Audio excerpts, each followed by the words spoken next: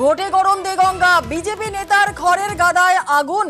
দেগঙ্গার নূরনগর গ্রামের ঘটনা। আরো একবার আপনাদের জানিয়ে রাখি, ভোটে গরম দেগঙ্গা, বিজেপির নেতার খড়ের গাদায় আগুন। কে বা কারাই আগুন ধরিয়ে দিয়েছে, কাদের বিরুদ্ধে এই অভিযোগ করছে, পুরো বিষয় নিয়ে আপডেট নেব। আমাদের সঙ্গে রয়েছেন আমাদের প্রতিনিধি জিয়াউল আলম। জিয়াউল, কি জানা যাচ্ছে?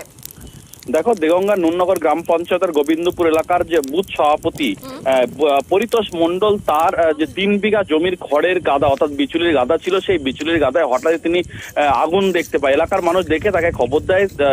সেই সময় পরিতোষ মণ্ডল এসে দেখে পুরোটাই ভস্মীভূত হয়েছে। তবু এলাকার মানুষজন বালতি কলসি দিয়ে জল দেওয়ার চেষ্টা করে, কিন্তু পুরোটাই নষ্ট হয়ে গেছে।